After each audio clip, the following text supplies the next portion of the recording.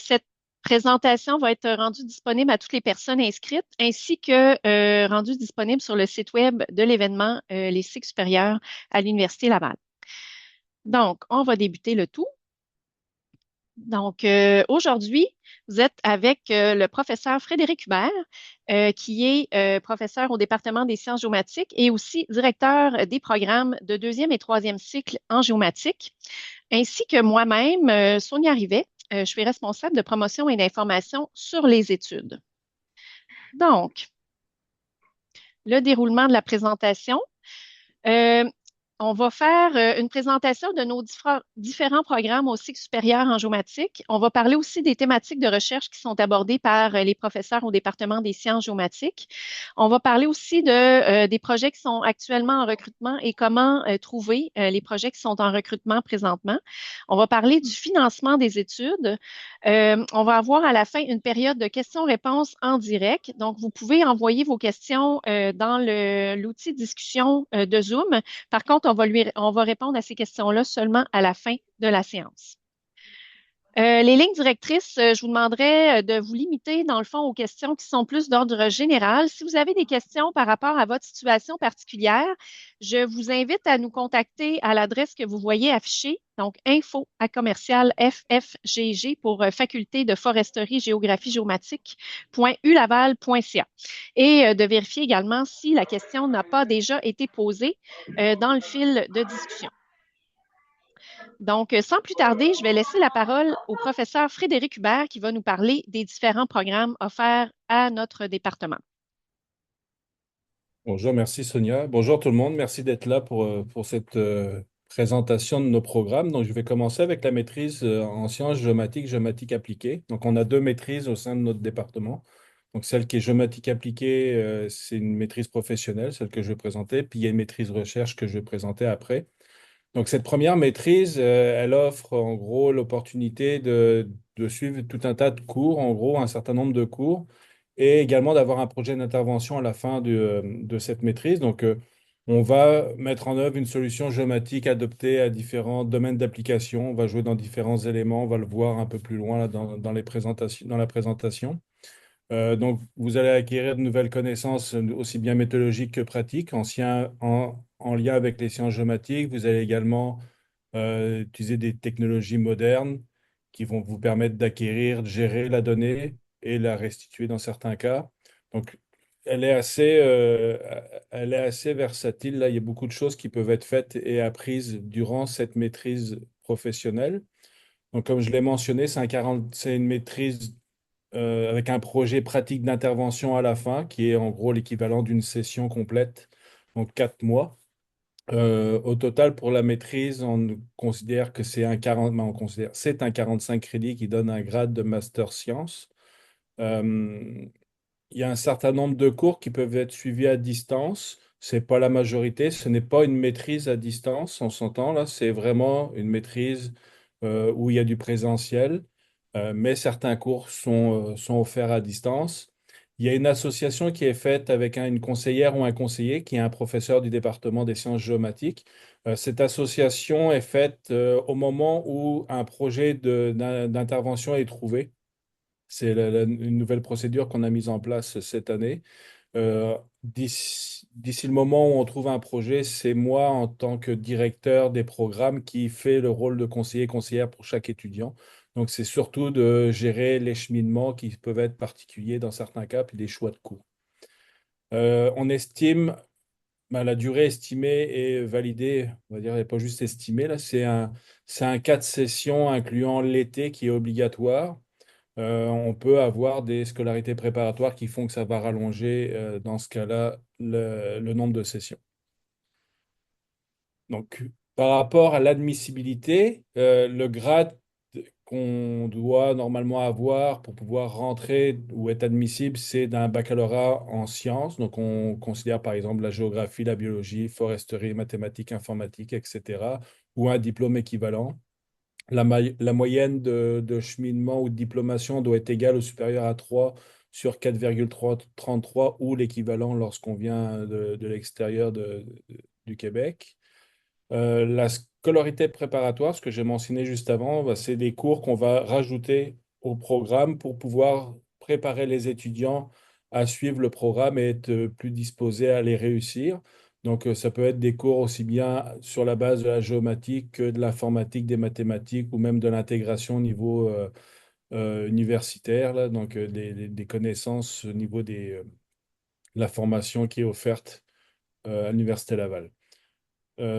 Ça, ces éléments-là, c'est au niveau de l'admissibilité, quand vous faites des demandes, c'est moi qui, en tant que directeur des programmes, qui va analyser les demandes d'admission et qui va attribuer ces scolarités préparatoires ou pas, et, euh, et qui va vous autoriser ou pas à poursuivre ou à suivre une maîtrise en géomatique appliquée, donc maîtrise professionnelle. Un autre élément qui rentre aussi en ligne de compte pour certains étudiants qui sont non francophones, c'est d'avoir fait des tests de connaissance du français. Vu que c'est une maîtrise de type cours, l'ensemble des cours qui sont offerts sont en français. Donc, une non-connaissance du français est forcément pénalisante et ne permettrait pas la réussite. Comme notre objectif est que les cours soient réussis et que le programme soit réussi par les étudiants. Donc, il est important d'avoir des connaissances en français suffisamment avancées pour les réussir et pour pouvoir les suivre. Donc ça, je ne rentrerai pas dans les détails de ces différents éléments-là, mais ici, c'est les projets d'intervention. Donc, c'est des exemples de projets qui ont été offerts par le passé. Évidemment, il y en a plusieurs. Autres dans d'autres endroits là, qui peuvent être faits. Donc, on peut voir, par exemple, l'automatisation d'un processus de production de cartes pour l'inventaire printanier de la croule de la bécasse d'Amérique, qui est un volatile au Canada. Donc ça, c'était offert par un service canadien de la faune, mais il y avait un autre exemple au niveau de la financière agricole du Québec, où c'était d'analyser l'opportunité d'utiliser des données de précipitation. Il peut y avoir de l'usage de technologies de type GNSS, de Trimble, où là, ça avait été appliqué dans des travaux cadastraux au Maroc. On peut avoir également l'usage de technologies LIDAR qui sont utilisées là, dans un exemple ici, là, d'homologation d'un logiciel pour la détection de courbes en voie ferrée avec le Canadien national. Donc, il y a une grande variété de projets. Les projets sont à trouver par chaque étudiant. La priorité, évidemment, est de trouver des projets au niveau du Québec. Dans certaines situations, il arrive que les projets soient trouvés à l'extérieur, donc pour les étudiants internationaux, là, dans les pays d'origine, là, on arrive pour certains à trouver des projets. Fait que ça fait le tour là, de ces projets-là. Donc, pour la deuxième maîtrise que nous avons, que nous offrons, c'est la maîtrise en sciences géomatiques avec mémoire, donc c'est la maîtrise recherche. Donc là, cette maîtrise permet de s'initier à la diversité d'approches applicables en géomatique, tant dans la recherche fondamentale sur l'une des disciplines de la géomatique que la recherche appliquée. Donc, avec une telle maîtrise qu'on va approfondir, c'est un sujet lié aux sciences géomatiques, mais c'est un projet très particulier, une problématique très particulière, ce qui a à distinguer avec ce que je vais présenter après, les doctorats, où c'est un peu plus vaste et un peu plus dense comme travail. Ici, on a un 45 crédits également pour la maîtrise, et ça donne le même grade que pour la maîtrise professionnelle avec un master sciences. Au niveau recherche en tant que tel, vous allez avoir accès à un milieu d'études de recherche exceptionnel avec différents chercheurs, professeurs-chercheurs du département qui vont vous encadrer, qui ont de l'expérience pour vous encadrer, qui sont très actifs en recherche et puis qui dirigent pour plusieurs des groupes de recherche de calibre international au niveau de la géomatique. Donc, c'est une grande richesse que nous avons ici. OK. Pour ce qui est de l'admissibilité, encore une fois, comme pour l'autre maîtrise, donc on va avoir des bacs en sciences au niveau des grades, géographie, biologie, etc., ou un diplôme équivalent. La moyenne est, elle, de 2,8 sur 4,33 ou l'équivalent. Et il peut y avoir des scolarités préparatoires qui sont appliquées sur le même principe que précédemment, suivant les provenances et les compétences et connaissances des étudiants qui postulent et qui sont à faire une demande d'admission. Un élément qui est très important lorsqu'une demande d'admission qui est faite au niveau recherche, c'est d'avoir un directeur ou une directrice de recherche. Donc, avant de faire une demande d'admission, il est important que la personne candidate ait trouvé une directrice ou un directeur en prenant contact avec celui-ci ou cette dernière. Euh, et il faut qu'il y ait une acceptation d'agir à titre de directeur et directrice qui soit clairement mentionné et écrit et produit sous forme d'écrit, donc que ce soit des courriels ou que ce soit des lettres qui sont alors jointes à la demande d'admission. Lorsque vous faites la demande d'admission, cette information-là est demandée de toute façon. S'il n'y a pas cette information-là de fournie lors de la demande d'admission et de l'analyse du dossier, automatiquement le dossier est mis en refus. Donc, c'est une condition qui est absolument indispensable pour pouvoir postuler à une maîtrise avec mémoire, donc une maîtrise recherche. Les exigences linguistiques sont différentes de la précédente maîtrise, puisqu'on peut avoir des étudiants aussi bien francophones qu'anglophones ou d'autres nationalités, mais le français et l'anglais peuvent avoir leur importance. Il n'est pas obligé d'avoir que du français. On peut très bien avoir on a souvent des étudiants qui communiquent au niveau de l'anglais lorsqu'ils sont admis et ils vont souvent suivre des cours pour pouvoir se perfectionner au niveau de la langue.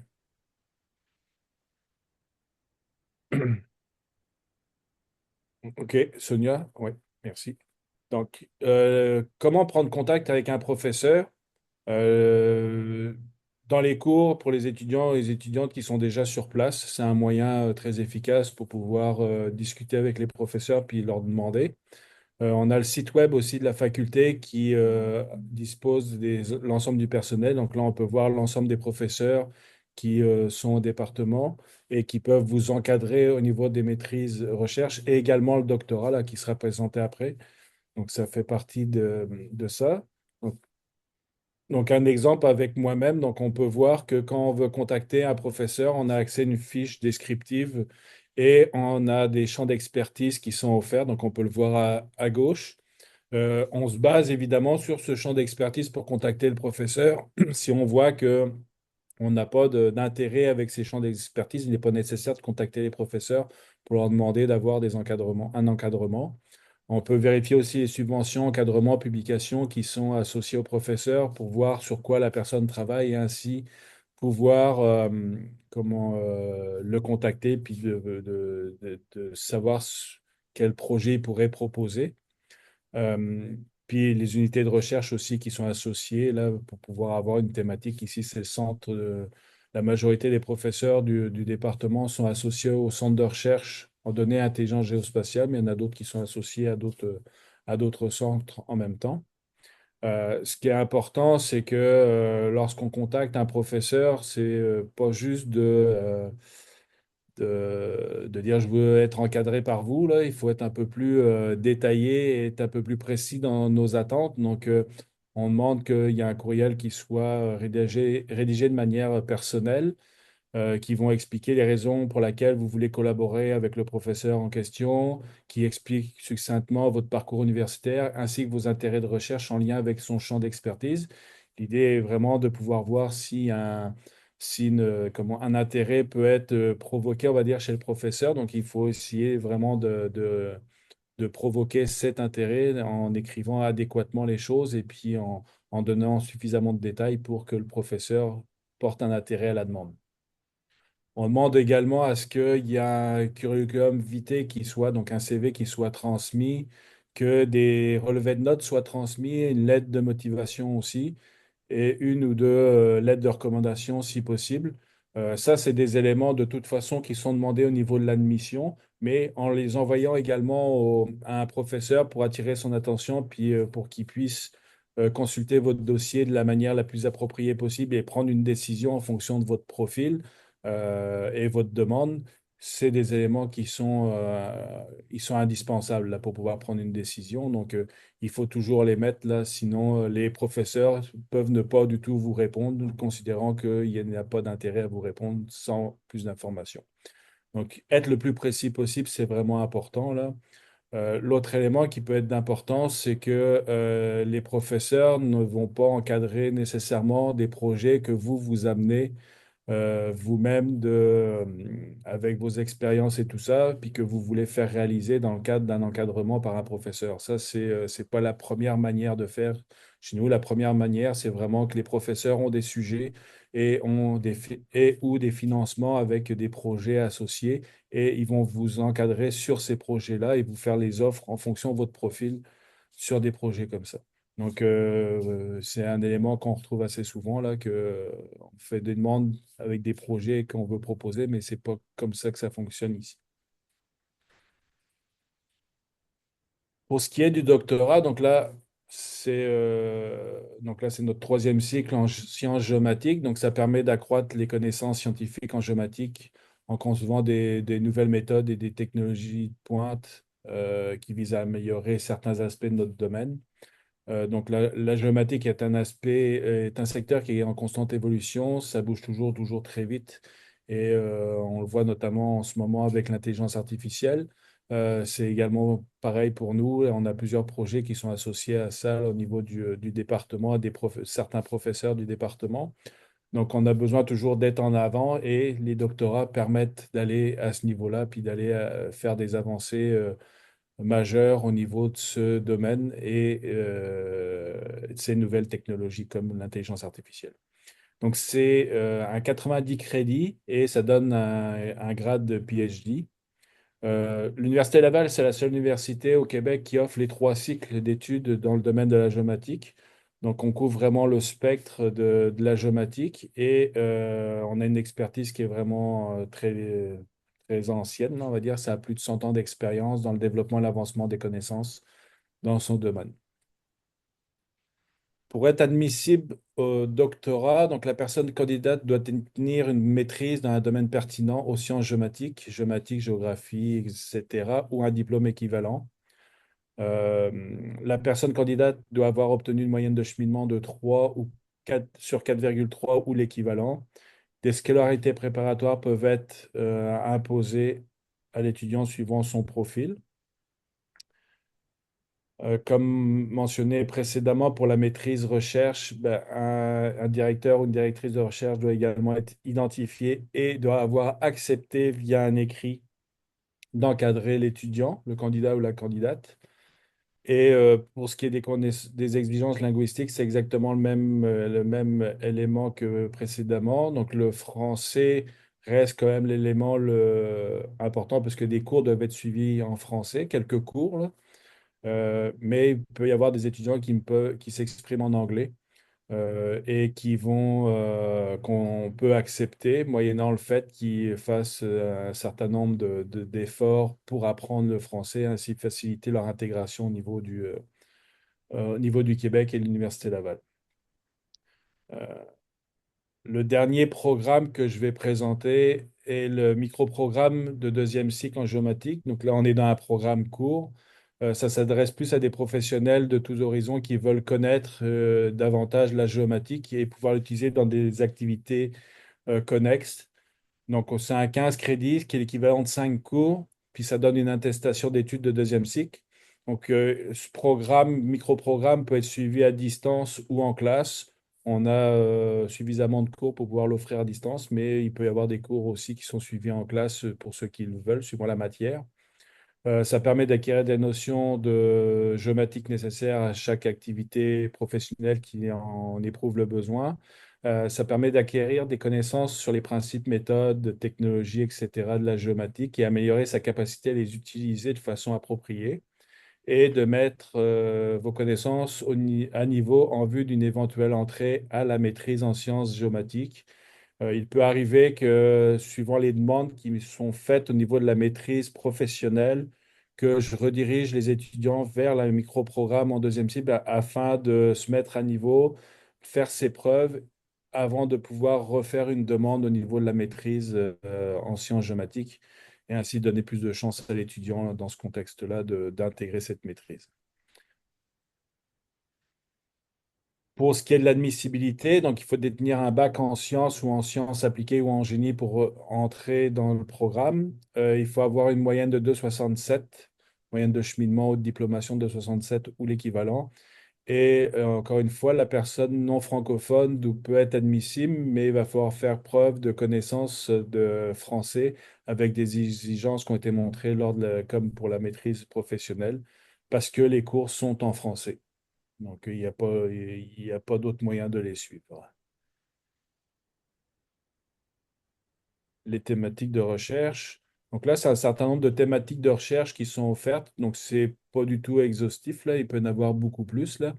Mais ça vous présente un certain panel de ce qu'on peut offrir et sur quoi on peut encadrer ou donner des cours. Donc, l'acquisition de données avec de l'imagerie ou des nuages de points lidar ou bathymétriques, la collecte de données de télémétrie mobile et le traitement, des réseaux de capteurs, des villes et environnements intelligents, l'utilisation du lidar terrestre en foresterie, le traitement d'images et intelligence artificielle, l'intégration de données, qualité de l'information géospatiale, du cadastre 3D, de l'administration des terres, développement d'environnements virtuels 3D, réalité augmentée, modèle numérique de terrain, base de données géospatiales, structure de données spatiales, SIG et cartographie participative et collaborative, spatialité numérique, compétences spatiales, etc. Il m'en resterait une, mais vous voyez qu'il peut y avoir beaucoup, beaucoup de choses qui entrent dans les expertises du département là, et des professeurs qui l'encadrent, ainsi que des professionnels qui travaillent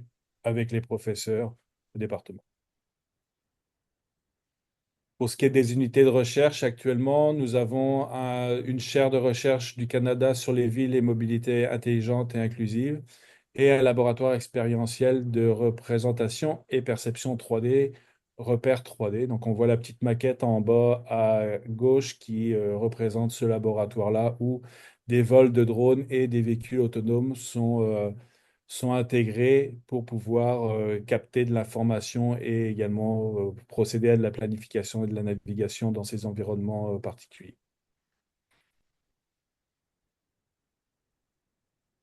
Sonia, je vais peut-être te laisser cette partie-là. Oui. Donc, les professeurs ont l'opportunité d'afficher les projets pour lesquels ils recrutent de nouveaux candidats ou de nouvelles candidates. Donc, il y a une plateforme à l'Université Laval sur le site web du service de développement professionnel.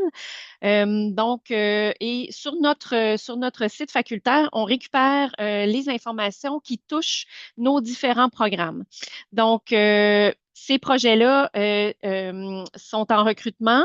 Par contre, il y a aussi, par exemple, en discutant avec les professeurs, que vous pouvez avoir de l'information sur les projets pour lesquels ils ont besoin d'étudiants ou d'étudiantes. Donc, c'est une façon d'aller voir sur la plateforme, mais une autre façon est aussi de contacter les professeurs du département pour voir quels sont les projets qui sont en cours et qui ont besoin de candidats à la maîtrise ou au doctorat. Donc, les projets en recrutement qui sont affichés ici sont pour les programmes qui sont des programmes de recherche, là. Donc, on parle de la maîtrise avec mémoire en sciences géomatiques et aussi du doctorat en sciences géomatiques. Donc, l'adresse est affichée. Ceux qui ont une curiosité ou un intérêt, là, je vous invite à aller consulter cette adresse sur le site web de notre faculté. Donc, si on continue avec le financement des études. Donc, il y a des bourses et de l'aide financière possible. Il n'y en a pas pour tout le monde, malheureusement. Une des premières sources, en fait, c'est du financement via les projets de recherche par la directrice ou le directeur de projet. Donc, ça, en général, les projets dans lesquels vous travaillez sont des projets financés par différents organismes. Ça peut être des entreprises privées, des gouvernements, du financement de subventions par des organismes provinciaux ou fédéraux. Donc, ce financement-là, obtenu par les professeurs, est utilisé, disons, en majorité pour financer des projets de maîtrise et de doctorat pour les étudiantes et les étudiants. Il y a aussi les bourses de réussite de la Faculté des études supérieures. Donc, ça, c'est des bourses qui sont admissibles pour tous les candidats à la maîtrise professionnelle, maîtrise avec mémoire ou le doctorat. qui récompense en fait la réussite de différents jalons ou de différentes étapes dans le cheminement. Donc, par exemple, pour un doctorat, si vous soumettez, si vous réussissez vos examens, les examens prospectifs, Frédéric, tu peux peut-être compléter là. Oui, c'est les examens de doctorat, volets rétrospectifs et prospectifs qui ont des jalons ou des bourses sont associées à ce passage de ces jalons, suivant qu'on le fait avant telle session ou après telle session. Là, il y a un certain nombre de jalons là, qui sont là, puis qui permettent d'attribuer automatiquement des bourses aux étudiants. Donc, c'est ça. Ça, c'est des exemples de jalons pour le doctorat. Si vous déposez, faites votre dépôt initial, votre dépôt final de thèse ou de mémoire, sont aussi récompensés. Donc, ce sont des bourses qui sont offertes par la Faculté des études supérieures à l'Université Laval. Une autre possibilité pour les étudiantes qui sont francophones, donc, c'est d'être auxiliaire d'enseignement. Donc, c'est d'aider dans les cours enseignés par les différents professeurs au département, par exemple, être assistant de laboratoire ou faire la supervision d'examen ou aider dans les laboratoires. Donc, ça, c'est pour les personnes qui sont francophones. Il y a aussi possibilité d'être auxiliaire de recherche auprès des professeurs et c'est pas nécessaire que ça soit auprès de votre directeur ou de votre directrice de recherche.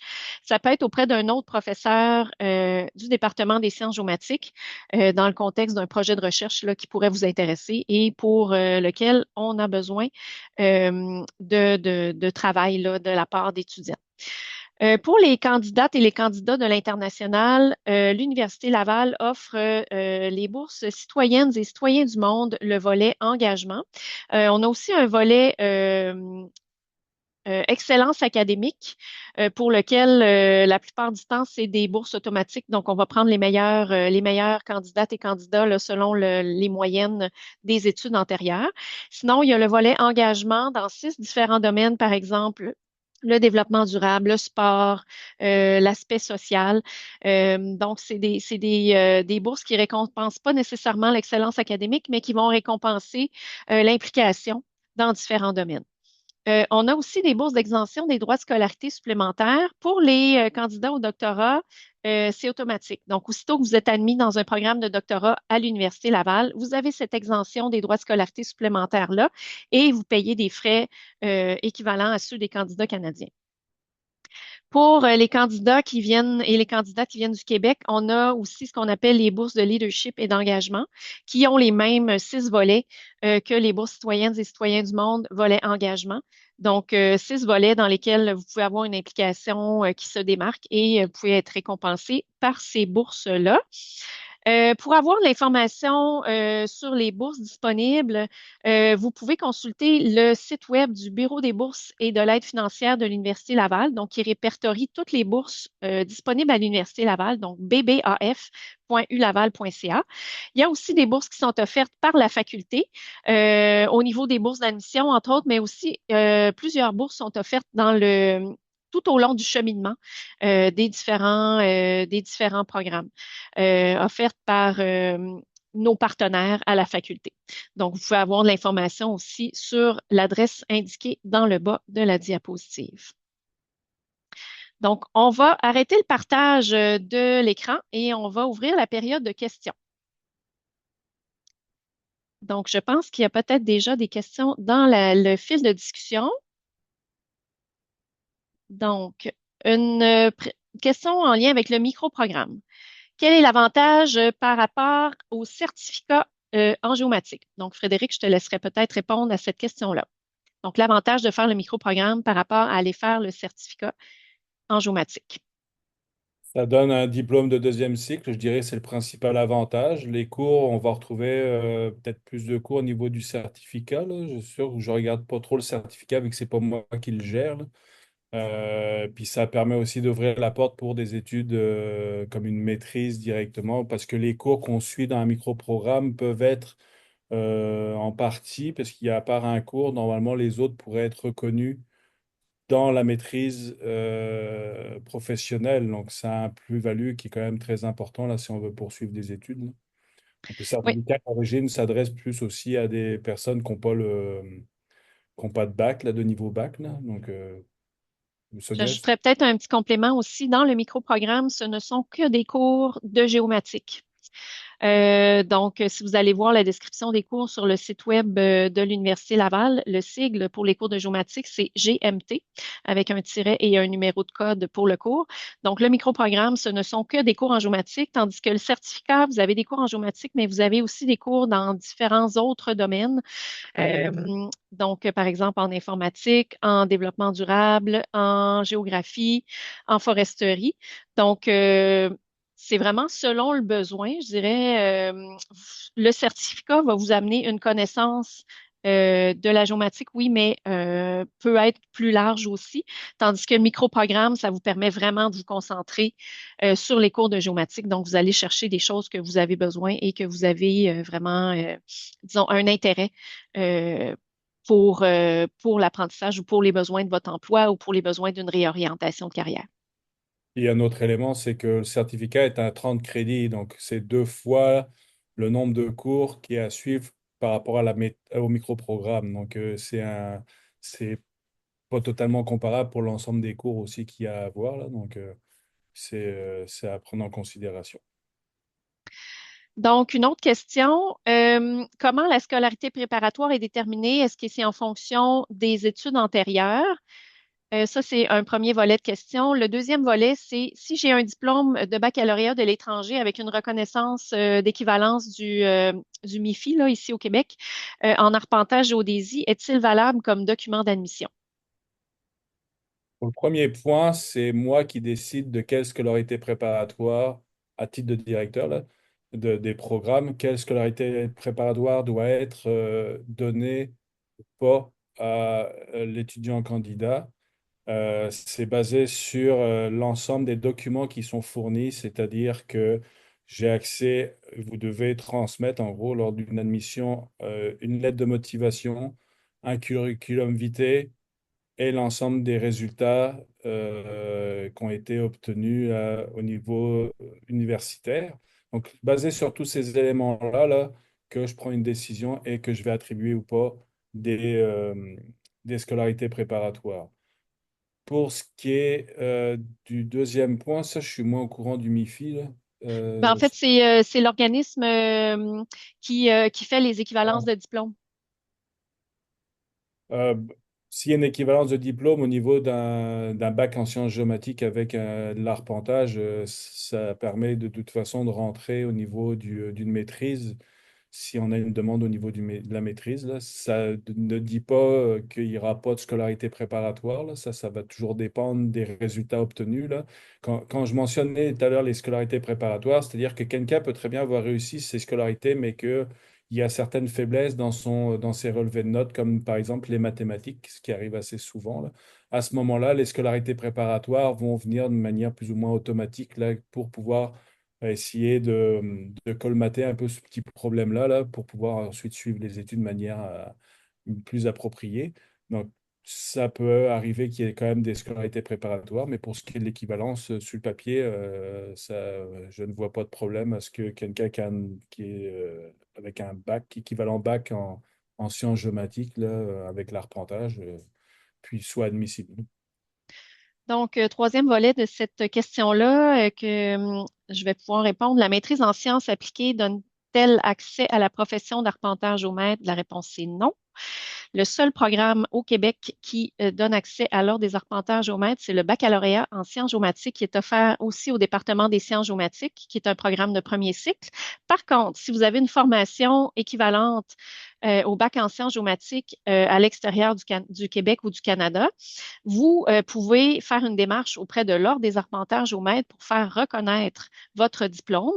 Et à ce moment-là, ils vont analyser votre dossier, vont vous recommander un certain nombre de cours de mise à niveau pour le contexte québécois, parce que le droit, la loi est propre au Québec pour ce qui est de l'arpentage.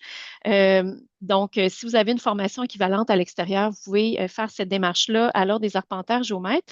Si c'est quelque chose qui vous intéresse, je vous invite à me recontacter à l'adresse qu'on vous a laissée au début de la présentation, donc info@ffgg.ulaval.ca, et je pourrai vous transmettre par courriel tous les détails relativement à cette démarche-là.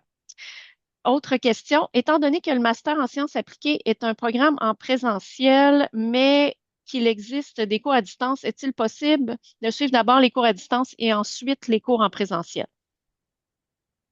Oui et non. Ben non, parce que de toute façon, c'est pas tous les cours qui sont donnés au même moment, à la même session, qui sont à distance. Donc, il y aura toujours des cours qui seront une partie à distance, une partie en présentiel ou totalement en présentiel. C'est pas la majorité de nos cours qui sont à distance, mais on en a un certain nombre, là. Donc, c'est plus ce principe-là. On pourrait pas faire une session complète à distance, là, où il faudrait genre vérifier, là, mais ça serait assez étonnant qu'on puisse le faire à la maîtrise professionnelle. Effectivement. Une dernière question de cette personne-là. Existe-t-il des possibilités d'accommodation spéciale pour les parents?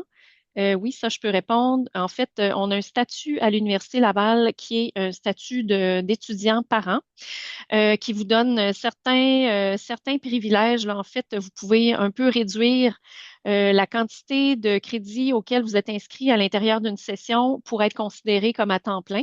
C'est entre autres un des avantages non négligeables, là, parce que pour être considéré à temps plein, il faut au moins 12 crédits dans une session. Par contre, si vous êtes parent, avec le statut spécial, là, ça vous permet de réduire ce nombre de crédits-là. Donc, ça vous laisse plus de temps pour concilier les études et la famille. Donc, ça, c'est un statut qui est accordé par le bureau du registraire. Il faut en faire la demande une fois admis dans le programme. Donc, on continue avec les questions. Pour le microprogramme, y a-t-il possibilité de faire 5 cours de façon asynchrone? Oui, en théorie, oui, c'est possible. Ça dépend du choix de cours, en fait, parce qu'on a des cours qui sont offerts dans différents modes. Donc, Frédéric, je te laisse compléter. Ouais, puis encore dans ce contexte-là, comme je viens de le mentionner, pas certain qu'il y ait 5 cours en même temps dans la même session, là. Non, Je sais ce que vous. pas en même temps. Non. Mais de manière asynchrone, ça va dépendre des formules de cours parce qu'il y a certains cours qui sont à distance, mais avec des parties qui sont synchrones. Il y en a d'autres. C'est propre à chaque enseignant là, qui décide des modalités associées à son programme, à son cours, pardon.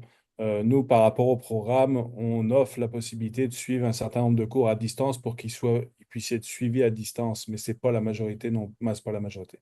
C'est pas la majorité des cours là, qui vont être tous à distance de manière asynchrone. Ça va varier d'un cours à un autre. Oui, puis on spécifie aussi que le mode comodal puis le mode synchrone, la plupart du temps, le cours est enregistré, la séance est enregistrée, donc vous pouvez euh, le revisionner ou l'écouter en différé là, quand vous avez le temps durant la semaine. Autre question, qu'entendez-vous par avoir des connaissances en micro-informatique pour le choix de certains cours du microprogramme? Donc, Frédéric, je te laisse C'est d'être répondre. capable d'utiliser un ordinateur, une souris et puis de comprendre comment ça fonctionne l'Internet parce que il arrive par moment que certaines personnes ne savent même pas utiliser un ordinateur.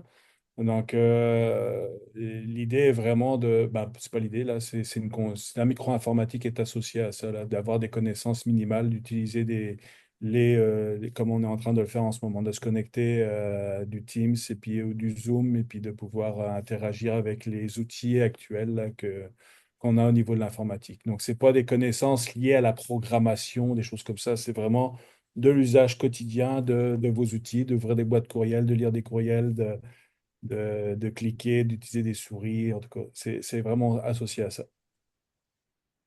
Oui, donc, Madame Veillette, voulez-vous ajouter quelque chose?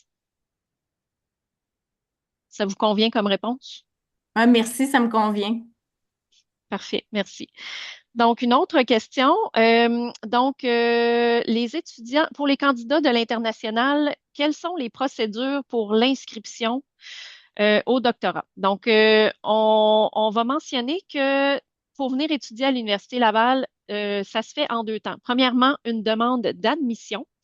Donc, la demande d'admission se fait en ligne sur le site web de l'université. Donc, si vous allez sur le site web ulaval.ca, donc vous ne pouvez pas manquer le bandeau, un espèce de grand bandeau rouge là, qui mentionne déposer votre demande d'admission.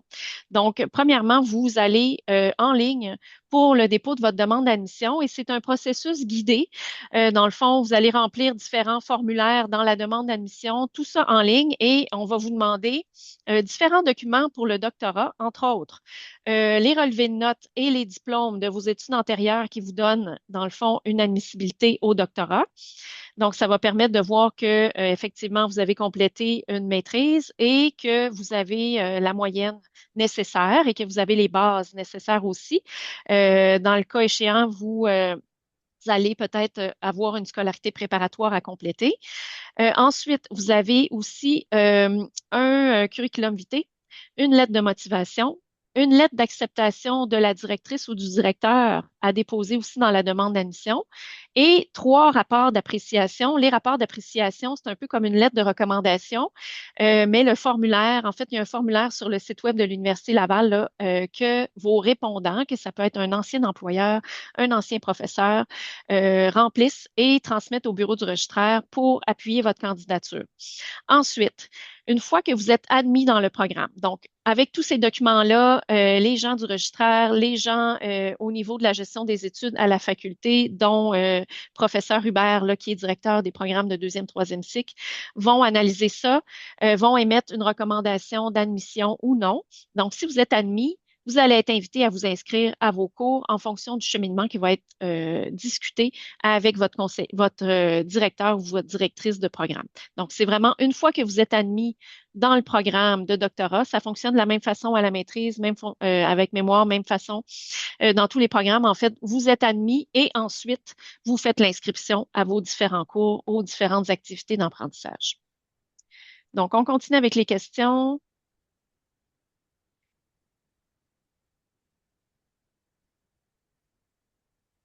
Donc, le cours fondement des cycles demande une bonne connaissance de la micro-informatique. Un peu comme professeur Hubert le mentionnait, il faut être capable de se débrouiller avec l'informatique. C'est un requis là, pour faire de la géomatique de toute façon. Les outils informatiques sont omniprésents dans les formations et dans les emplois en géomatique. Donc, il faut être capable de se débrouiller tout simplement. Vous n'avez pas besoin de savoir comment programmer d'une façon très, très, très compliquée.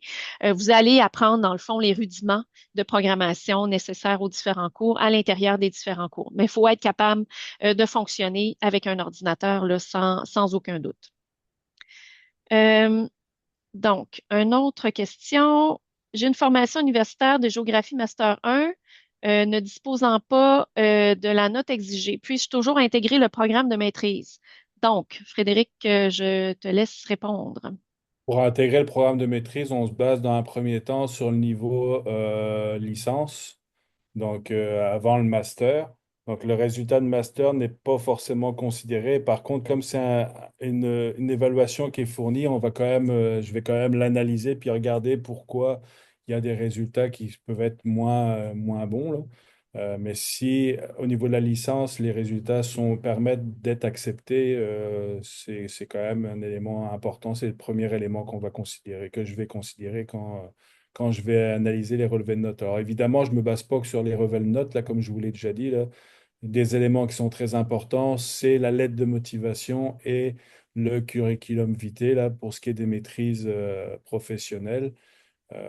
C'est ces deux éléments-là qui sont les premiers éléments qui sont analysés, qui peuvent être déterminants, là, et après les relevés de notes, là, qui est également important. Donc, une autre question. Quel est actuellement le pourcentage de cours à distance et en présentiel pour le microprogramme?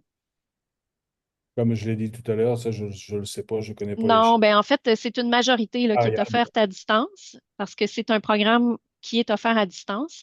Quelques cours sont offerts en présentiel, mais la majorité est offerte à distance. Les cours obligatoires, eux, sont offerts, quoi qu'il arrive, ils sont offerts à distance. Les cours optionnels, parce qu'il y a deux cours obligatoires, là, fondement des SIG, donc le GMT 7017, et il y a le GMT 6000, qui est géomatique et référentiel. Ces deux cours-là sont offerts à distance. Les autres cours, il y en a plusieurs, sont des cours optionnels. Et dans ces cours optionnels, ben, il y en a qui sont à distance, d'autres en présentiel. Puis ça change des fois à chaque année. Là, il peut y avoir des changements là, suivant les professeurs qui sont responsables de ces cours-là, qui peuvent prendre la décision d'avoir des cours qui sont en présentiel, d'autres à distance. Donc, c'est très difficile de dire qu'il y en a tant de pourcents par rapport à tant de pourcents. Donc, une autre question, est-ce que ça arrive que des scolarités préparatoires soient exigées pour le microprogramme? Je ne l'ai pas encore fait depuis que je suis professeur, directeur des programmes, donc pour l'instant, non. Ça n'a pas été fait.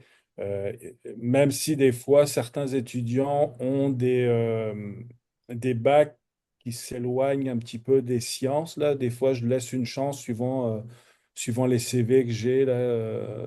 Je donne une chance parce que ça reste des cours quand même de base dans notre domaine qui permettent d'avoir une petite expérimentation aussi à notre domaine. Donc, une autre question, si notre équivalence est faite par l'organisme WES, WES, par exemple, et ne détaille pas l'équivalence cours par cours, faut-il la refaire? Ça, je peux peut-être répondre. Donc, non, c'est pas nécessaire d'avoir une équivalence cours par cours. En fait, on va analyser les différents besoins là, par rapport au programme dans lequel vous faites une demande d'admission. Donc, est-ce que ça répond aux critères de base? Par exemple, si vous faites une admission à la maîtrise, est-ce que vous avez une licence? Puis ensuite, on va voir le détail de la licence. Mais c'est pas nécessairement nécessaire d'avoir une équivalence cours par cours. Je sais pas si Frédéric, tu veux compléter. Non, bah, c'est ça, là. De toute façon, c'est au niveau de l'université, le registraire là, qui s'occupe des équivalences pour pouvoir postuler faire des demandes d'admission suivant le niveau, là. Quelqu'un qui n'a pas fini son bac ne pourrait pas postuler un doctorat, là. Normalement, ça ne marcherait pas, en tout cas. Moins de surprise, là. Ça, c'est un élément. Pour ce qui est des équivalences cours à cours, là, c'est des équivalences de cours à cours sont faites ou données uniquement quand on est au même niveau, c'est-à-dire que niveau de maîtrise, deuxième cycle versus qui a été suivi peut-être dans un autre pays, là, et ça prend un certain nombre d'éléments aussi pour pouvoir faire ces analyses-là. Ça prend les relevés de notes, ça prend le plan de cours, etc., pour pouvoir dire qu'il y a vraiment une équivalence entre deux cours et qu'à ce moment-là, un cours n'est pas suivi et est remplacé ou mis comme équivalent. Là, il y a vraiment différents, il y a un peu de reconnaissance versus de l'équivalence, là. C'est pas exactement les mêmes choses. C'est-à-dire qu'il pourrait arriver que on dise, OK, oui, vous l'avez déjà suivi, mais par contre, bah, vous allez prendre un autre cours, ou bien, oui, c'est exactement la même chose, on vous reconnaît ça, là. Ça se fera plus au niveau du Québec, là, qu'avec des formations à l'étranger, là. Mais il peut y avoir du cas par cas par rapport à ça. Merci. Donc, on continue avec les questions. Si un candidat a une maîtrise, ben, l'équivalent d'un master 2 dans le domaine de la foresterie, est-ce qu'il peut faire une demande d'admission au doctorat en géomatique? Doctorat en géomatique, avec un master 2, oui. Oui.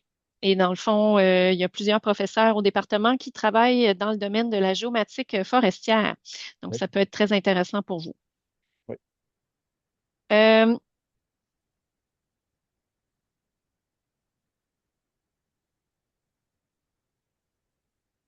Donc, une fois que vous remplissez toutes les conditions d'admission, quelles sont les conditions qui pourront permettre d'être admises à 100%? Ben, si vous remplissez toutes les conditions d'admission, ben, c'est sans question. Vous allez être admise dans le programme là, sans problème. Donc, pour une maîtrise avec recherche, donc maîtrise avec mémoire, pour un doctorat, disons un élément très, très, très, très, très important, c'est vraiment l'acceptation d'un directeur ou d'une directrice qui va accepter d'encadrer vos travaux.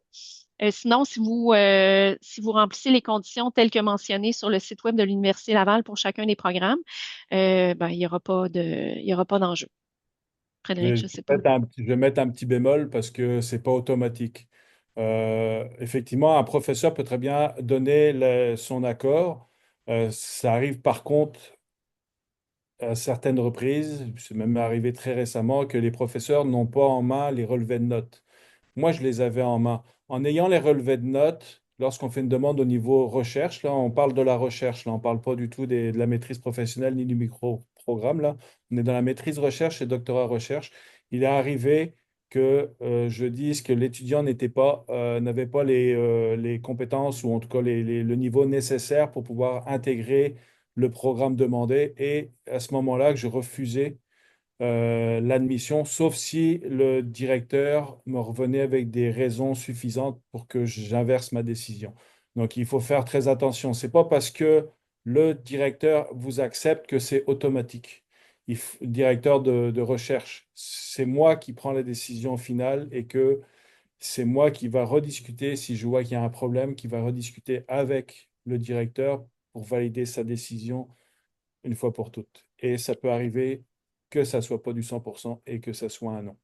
Oui, donc il faut que tous les éléments soient là, tous Oui, les requis soient remplis pour être admis, effectivement. dans ce Donc une autre, oui, contexte-là, excuse-moi. on voit la lettre d'encadrement, le curriculum vitae, le rapport d'appréciation. Il y a une lettre de motivation qui est également à produire, qui Ouais. s'adresse pas au directeur de recherche, mais au directeur de programme, c'est-à-dire moi, et les relevés de notes. Il faut que tous ces éléments-là soient là, puis qu'ils soient complets, là, et, pour pouvoir être admis, là.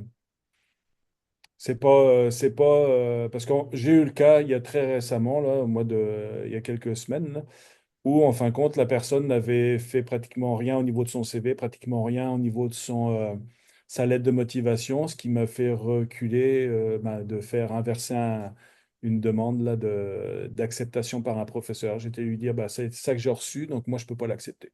Donc, c'est important d'avoir tous les éléments qui soient remplis sérieusement et qui soient complets. Oui, en fait, il faut voir une demande d'admission à la maîtrise avec mémoire ou au doctorat comme une demande d'emploi, en fait. Donc, vous devez convaincre plusieurs personnes là, que vous êtes la meilleure personne pour faire ces études-là dans le cadre du projet qui vous a été proposé. Donc, une autre question, parmi les deux cours obligatoires du microprogramme de deuxième cycle en géomatique, lequel serait recommandé de faire en premier? Je dirais le géomatique et ses référentiels, qui serait le premier parce qu'il lui présente différentes choses d'une certaine manière. Le deuxième, qui est fondement des Fondement signes. des sigles. Lui, l'avantage qu'il aurait si on le prend en premier, c'est qu'on peut très bien suivre un autre cours à la session d'après dont il est dépendant. Je peux prendre l'exemple du cours SIG Analyse spatiale si on veut approfondir les systèmes d'information géographique. Mais il a comme préalable, il a fondement des cycles. Donc, ça permettrait de les suivre à ce moment-là, si on veut faire un cours à session. Je dirais ça comme ça, là. Mais ça dépend vraiment des autres cours qu'on vise aussi, là, parce il y a des préalables pour certains cours. Donc, j'ai pas d'autres questions pour l'instant dans le fil de discussion. Est-ce qu'il y aurait des questions parmi les participants? On va clore cette séance d'information. Donc, comme je l'ai mentionné, le web, l'enregistrement va être rendu disponible à tous les participants et participantes inscrits, ainsi que sur le site web de l'événement la semaine au cycle supérieur de l'Université Laval. Donc, je vous remercie beaucoup. Merci Frédéric pour la présentation et je vous souhaite une bonne journée.